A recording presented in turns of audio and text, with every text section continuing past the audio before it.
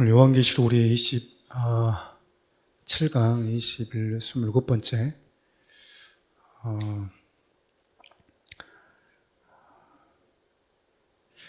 길죠.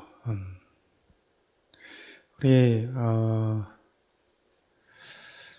예수님께서 우리가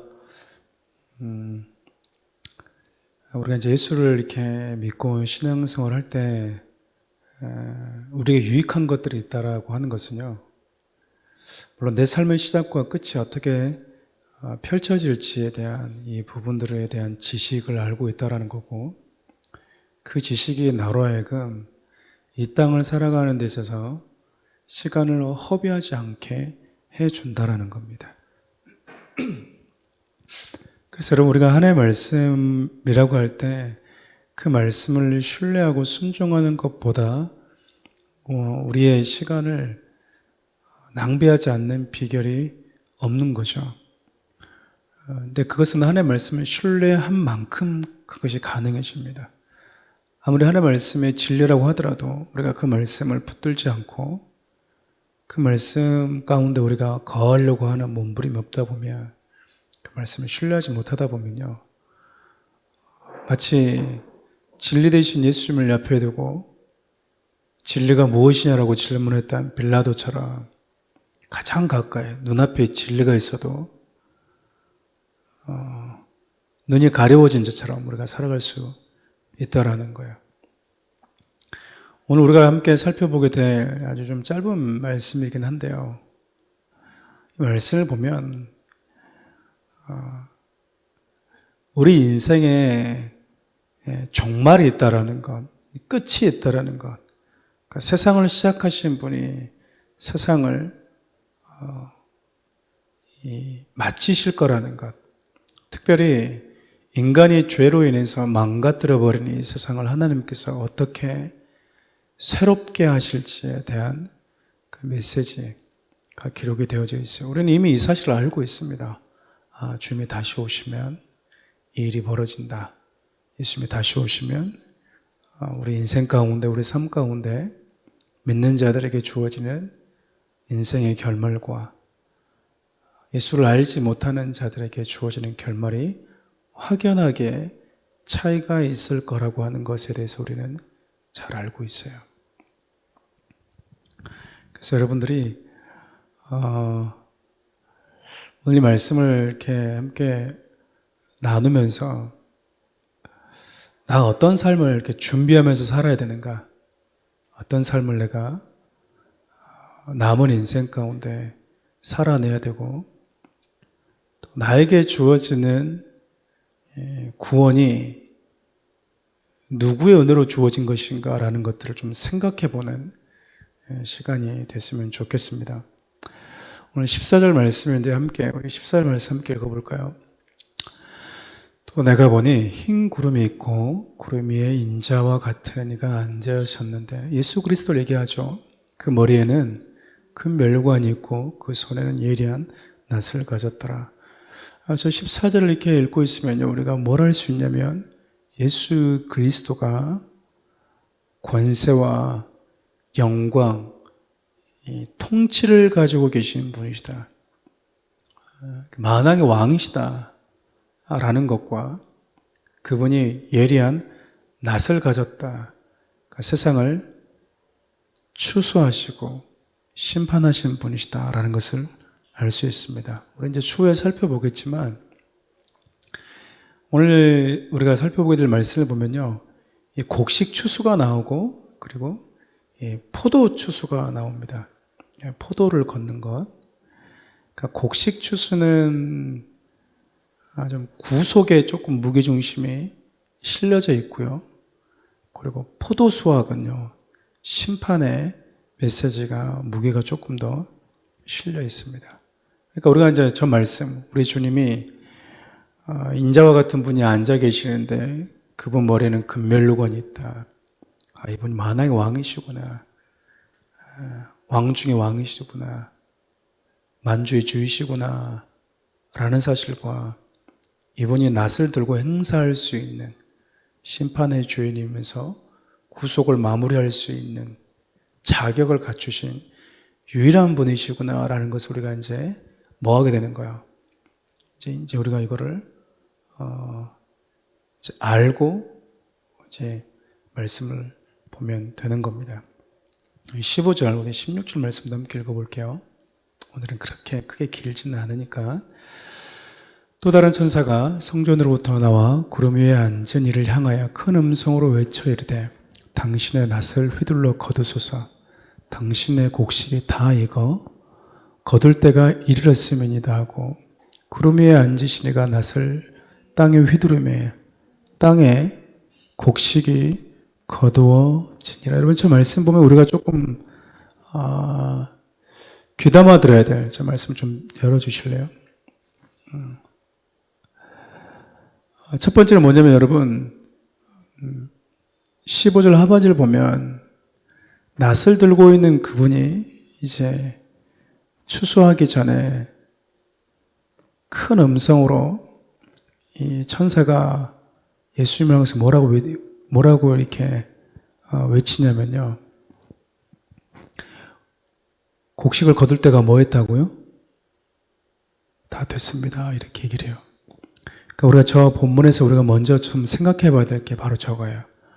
곡식이 다 익어서 거둘 때가 되었다. 여러분 이 말은요. 우리 인생 가운데 추수할 때가 온다라는 거예요. 내가 우리 주님 앞에 서게 될 때가 온다라는 거예요.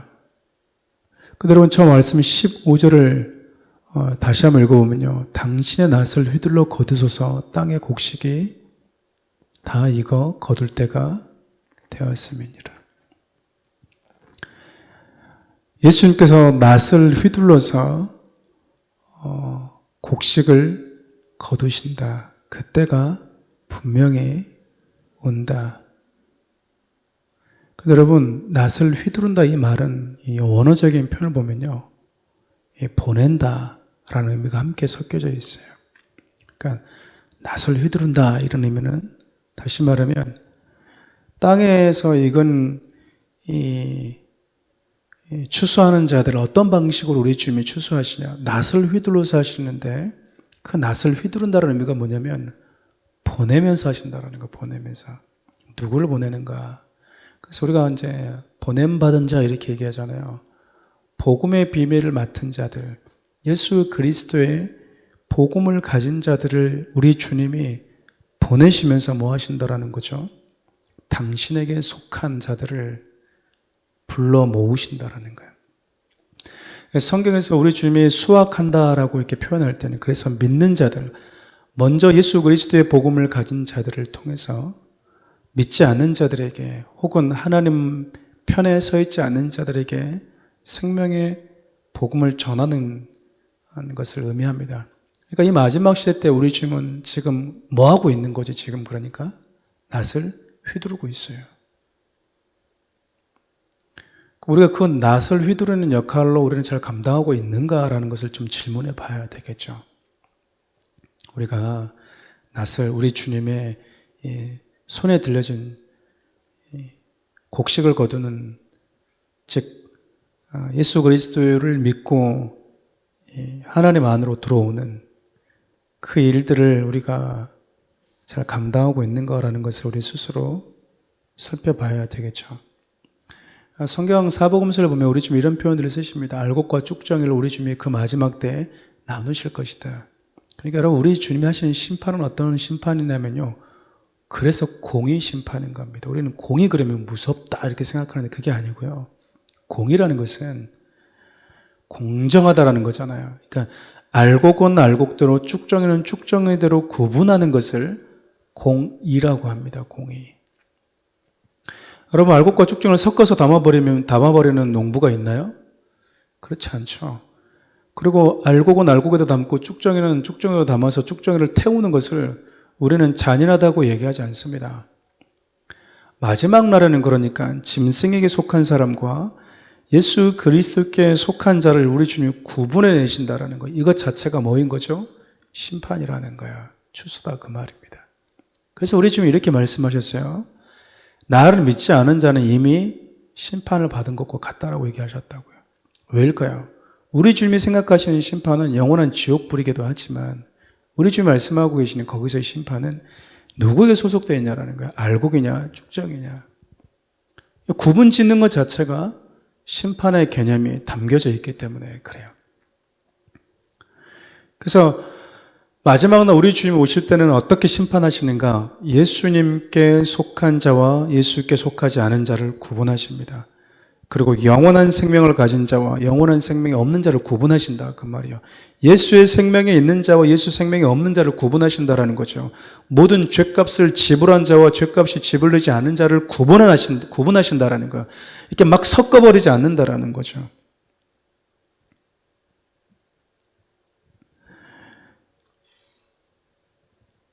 그래서 여러분 우리가 이 말씀을 15절과 16절 말씀을 통해서 우리가 기억해야 될 것은 두려운 마음과 함께 사명에 대한 마음을 함께 가질 수 있어야 됩니다. 나를 우리 주님이 공의로 심판하실 때 예수 그리스도의 생명에 묻어있는 나를 우리 주님이 알곡으로 보신다라고 하는 이 두렵고 떨림과 감사와 함께요. 동시에 우리 주님은 예수 그리스도 바깥에 있던 나를 부르셨던 것처럼 또한 나를 보내셔서 뭐한다? 또 다른 이들을 추수하기를 원하신다. 추수하기를 원하신다. 그러니까 이 추수라는 것은 우리 눈에 봤을 때는 잠재적, 좀 표현이 그렇지만 잠재적 구원받은 자들이 있다라는 거예요.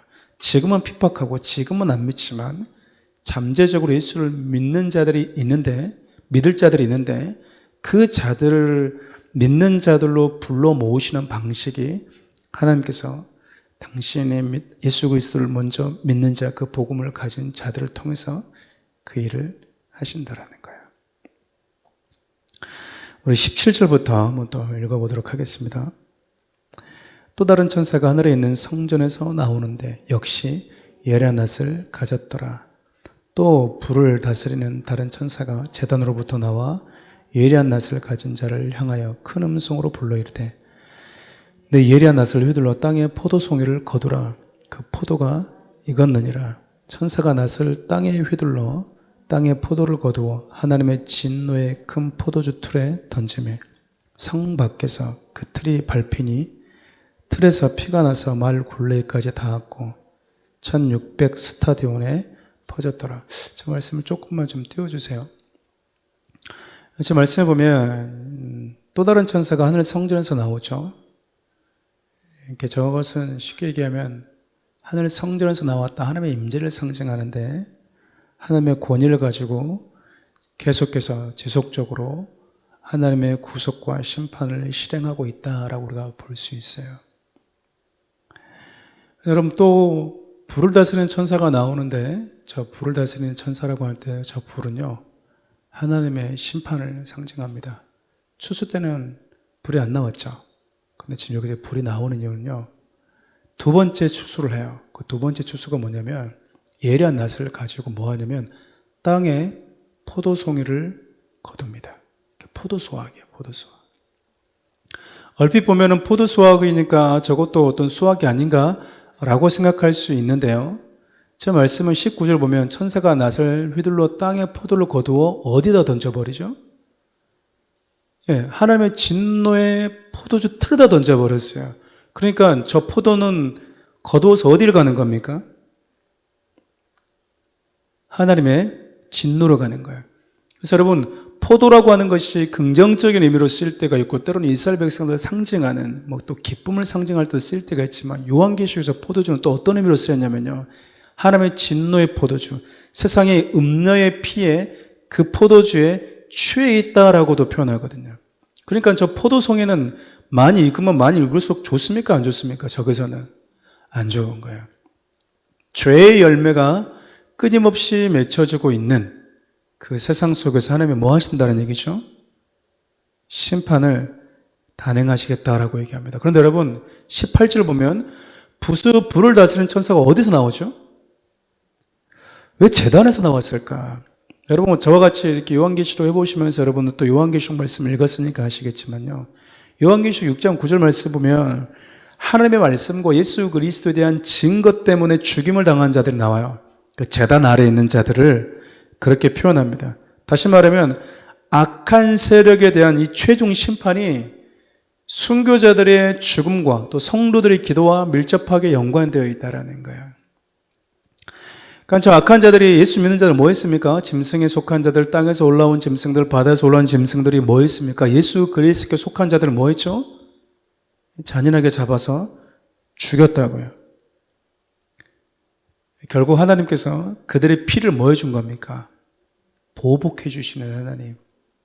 그들의 피를, 그들의 고통을 신원해 주시는 하나님이다 라는 것을 우리가 알 수 있겠죠. 그리고 여러분, 제가 저기다 적지는 않았지만 이사야 63장 6절을 보면 이런 말씀이 있어요. 내가 노함을 인하여 만민을 밟았으며 내가 분함을 인하여 그들을 취케하고 그들의 선혈로 땅에 쏟아지게 하였느니라. 그러니까 이스라엘 백성들은 여러분 포도주를 이렇게 음료처럼 마시고 또 물이 없으니까, 물이 부족하니까 물처럼 마셨기 때문에 포도주 풀에서 이렇게 포도를 밟는 일들이 많이 있었어요. 근데 그 포도를 밟으면 막 몸에, 다리에, 옷에 포도즙이 튀지 않겠습니까? 그것을 지금 여기서는 어떻게 표현했냐면요. 하나님의 진노의 틀, 하나님의 진노하시는 것으로 상징했다라는 거예요. 그러니까 밟으면 튈 거 아니에요. 그래서 여기 보면 이 포도주 틀에서 나온 피의 양을 어떻게 표현하냐면 말 굴레 한 대략 1.5m 정도로 봅니다. 1.5m면 결코 작은 높이가 아니잖아요. 1600 스타디온이라는 것은 300km. 여기서 한 전라도까지는 되지 않겠어요? 그러니까 여러분, 얼마나 어마어마한 이 심판이 지금 자행되고 있는지 여러분 아시겠죠? 그러니까 하나님이 하시는 심판이 얼마나, 마지막 심판의 그 강도가 얼마나 무서운가, 그 얼마나 강력한가, 그 포도주에서 나오는 피의 양을 이렇게 묘사하고 있다라는 거. 근데 오늘 제가 여러분과 함께 마지막으로 나누고 싶은 게 뭐냐면요. 우리 말씀 다시 한번 띄워줄래요? 19절부터 20절까지 다시 한번 읽어볼까요? 천사가 낯을 땅에 휘둘러 땅에 포도를 거두어 하나님의 진노의 큰 포도주 틀에 던짐에 20절 뭐라고 하죠? 성 밖에서 그 틀이 밟혔다. 어디서 밟히죠? 예, 저 성은 뭘 얘기할까요? 하나님의 거룩한 성, 하나님의 성전을 의미하겠죠. 그러니까 하나님의 진노를 경험한 자들은 성전 안으로 들어올 수 있어요? 없어요? 못 들어옵니다. 그래서 어디서 심판받죠? 바깥 어두운 데서, 즉 성 바깥에서 하나님의 진노를 경험하고 있는 거예요. 근데 여러분 자세히 보시면 예수 그리스도가 어디서 죽으셨냐면 성전 바깥에서 죽으셨습니다. 그것이 우리에게 어떤 의미를 줄까? 원래 우리도 어떤 존재였다라는 거죠? 네, 원래 우리도 하나님의 진노 아래 있었던 자고요. 원래 우리도 하나님의 진노를 피할 수 없는, 오늘 이 말씀을 보면 하나님의 진노의 큰 포도주 틀에서 원래 밟혀야 되는 존재였다라는 거예요. 우리는 원래 성 바깥에 있어야 되는 존재였었는데 하나님이 어떻게 하셨다는 거죠? 우리 대신 성 바깥에서 죽으셨다라는 거예요. 예수님께서 우리를 대신해서 성 바깥에서 짓밟히셨기 때문에 우리가 저 성 바깥에서 밟히지 않을 수 있는 것입니다. 예수님께서 저와 여러분들이 감당해야 될 그 저주와 그 진노를 감당하셨기 때문에 우리가 지금 이 하나님의 진노에서 벗어날 수 있게 되었다 그 말입니다. 그러니까 우리가 자랑할 건 있어요? 없어요? 없어요. 여러분, 주님이 마지막에 이 땅에 오실 때 알곡과 쭉정이를 나누실 것이고 또 오늘 본문을 말씀을 비추어 보면요, 추수할 곡식들은 거두고 심판할 이 어둠의 세력들, 땅에 속한 자들은 진노의 틀에 던져서 밟으실 겁니다. 그 성 바깥에서 그 장면을 보고 있으면 우리는 불순종한 녀석들, 믿는 자들 다 저렇게 우상 숭배 안 한다고 잔인하게 찢기고 불에 태우고 칼로 죽이던 이 나쁜 녀석들, 죽어도 싸다, 성 바깥에서 이렇게 짓밟혀도 싸다, 이게 아니고요. 그걸 보고 있으면 우리는 자연스럽게 우리 안에서 하나님, 나도 저기 있어야 되는 자였습니다. 나도 저기서 짓밟혀서 하나님의 진노의 틀에 하나님, 내가 잔인하게 저주받아 마땅한 인생이었습니다. 우리로 하여금 나 대신 짓밟히신 예수 그리스도가 당연히 우리는 떠올라야 되고 생각이 나야 된다는 겁니다. 오늘 한번 이렇게 좀 기도했으면 좋겠어요. 오늘 말씀 자체가 14장 마무리 자체가 그렇게 길지 않아서 원래 이제 지난주랑 한꺼번에 할까 하다가 조금 나눠서 하긴 했는데, 오늘 여러분 말씀을 보면서 두 가지만 놓고 좀 기도했으면 좋겠어요. 하나는 추수할 때가 온다. 즉 내가 우리 주님 앞에 서게 될 날이 온다. 내가 주님 앞에 서서 당당하게 우리 주님의 공의 심판을 견딜 수 있는 이유는 우리 주님의 성 바깥에서 나 대신 짓밟히셨기 때문이다. 여러분, 이 사실에 대한 감사에 대한 고백을 했으면 좋겠고요. 또 하나는 내가 우리 주님 앞에 서게 될 날이 얼마 안 남았구나. 다가오는구나. 내가 주님 앞에 서게 될 날이.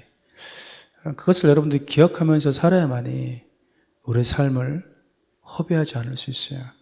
우리의 삶이 진짜 가치 있는 것에 내 삶을 쏟아낼 수 있다, 그 말입니다.